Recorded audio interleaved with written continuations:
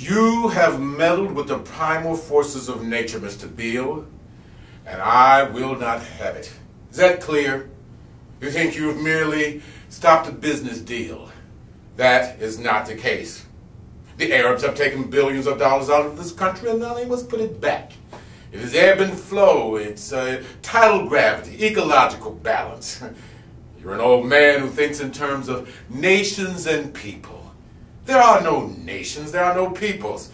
There are no Russians, there are no third worlds, there is no West. There's only one holistic system of systems, one vast, domain, interwoven, interactive, multivariate, multinational dominion of dollars. Electrodollars, petrodollars, multi-dollars, Reichmark, rand, rubles, pounds, and shekels. It is the international system of currency that determines life on this planet today. That is the natural order of things today. That is the atomic, subatomic, galactic structure of things today, and you have meddled with the primal forces of nature, and you will atone. Am I getting through to you, Mr. Beale? You get up on your 21-inch screen howling about democracy in America. There is no democracy. There's no America. There's only IBM, ITT, AT&T, DuPont, Dow, Exxon, Mobil, and Union Carbide. Those are the nations of today. What do you think the Russians talk about in their councils of state? Karl Marx. They pull out their linear programming charts, statistical decision theories, minimax solutions, and compute the price-cost probabilities of their investments and transactions just like we do. We no longer live in a world of nations and ideologies, Mr. Beale. The world is a college of corporations, inexorably determined by the immutable bylaws of business. The world is a business, Mr. Beale. Has been since men crawled out of the slime.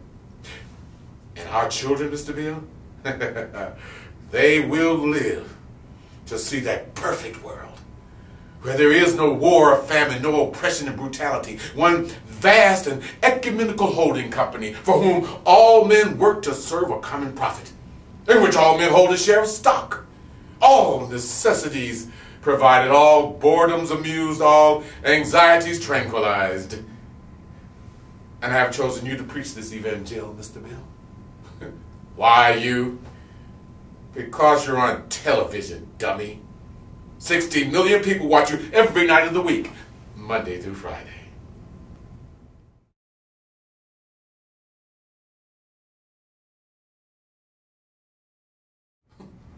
Lots of men died under that flag. That American flag was everywhere. Joe Mott carried it into battle. But it was everywhere. In the mess hall, in the dance hall. We had a great big mess hall. And they would bring all the women in from town, and we'd have us a great big old dance. And you look up behind the bandstand, and there was that flag. Oh, that flag was everywhere. You saw it in the morning when you woke up. You saw it at night when you went to bed. Sometimes you even saw it in your sleep. When the time come, I saw Joe Mott fall with that flag. Shot him right through the head. Bullet went in one end and come out the other. I don't know where it went after that. When I saw him fall, I said, no. Oh, no, I can't let you get away with nothing like that. That's what I said when I picked up that flag. I said, no. I can't let you get away with nothing like that. That's the flag on this side of the battle. That's the side I'm on. Joe Mott ain't died for nothing. If his life didn't mean nothing, then my life don't mean nothing. I had sense enough to see that.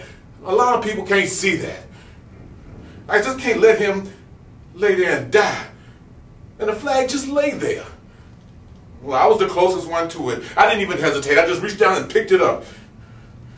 I picked it up and I carried it all the way until the day of my discharge. December 4th, 1945. When I got out the war, I went and saw Joe Mott's mother. She lived down in Georgia. I went down there and saw her. I was walking down the street and the white fella stopped me. Reached up and tore my flag off my coat. Told me I didn't have no right to walk around with an American flag. I hope they let you keep yours.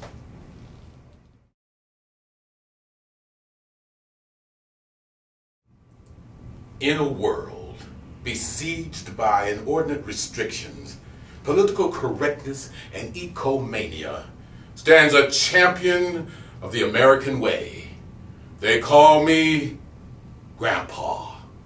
That's right, I am Grandpa. I have 7 grandsons who adore me because I am an endless source of fun with 0 responsibility for my children's children. You get a drum set for Christmas. You get a drum set for Christmas. You get a drum set for Christmas. All my grandsons get 10-piece drum sets for Christmas because I'm Grandpa. I can single-handedly destroy years of parental training in a single weekend. Pizza and ice cream for all my men for breakfast. My grandsons love me. They got together on Grandparents' Day and all agreed among themselves to allow me to buy each and every one of them brand new iPads. Oh, they call me Grandpa. And they idolize me, oh yes, because they know I was raised different than the way they raise kids today. Well, I was raised, that's pretty much the big difference. I was raised at a time when corporal punishment was king. That's right, we had knockouts, not timeouts. Ironing cords, with the iron still attached. We had switches. Not only did we have switches, we had switch trees. You put a switch seed in the ground and switches would come up with little knots, no fruit, no flower, no nothing. You just go harvest your own whooping.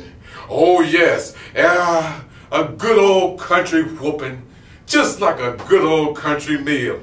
It stick with you a long time. And it got vitamins in it too because you run fast and jump higher behind it. Oh yes, and you will have flashbacks the rest of your life. You'll be getting ready to steal something at the age of 69 and you'll, what's wrong? Vietnam, okay, it'll pass. That's right. My favorite biblical saying is, spare the rod, build a prison. They call me Grandpa. That's right. All of you political correct people and your ecomaniacs, watch out for Grandpa. Because I don't drive no stinking hybrid. I drive a 1978 Cadillac Fleetwood Brougham made out of cobalt steel and cast iron. If I run over somebody, I wouldn't even know it until I heard about it on the news. Hey, that sounds like my car. That's right. Big Cadillac takes up 2 lanes. I got a 3-piece sectional couch covered in plastic. It even has a coffee table with family photos and little bric-a-brac on there. I got me a gas-operated grill so I can barbecue brats while I drive. A 46-inch flat-screen TV with cable and an 8-track cassette player. 'Cause I'm Grandpa. That's right. And I don't want to hear nothing about the endangered species, ecology. I'm an endangered species. Every morning, I look at the obituaries to see if my name was listed there. Our time is fleeting, so I enjoy myself. I eat whatever I want to eat. That's right. Every now and then, I like a nice big heaping bowl of spicy baby seal gumbo. You know, and a nice large order of chicken fried Bambi tenders with a nice basket of shark fin chips with some sweet baby rays slathered over it. Because I'm Grandpa. And I know that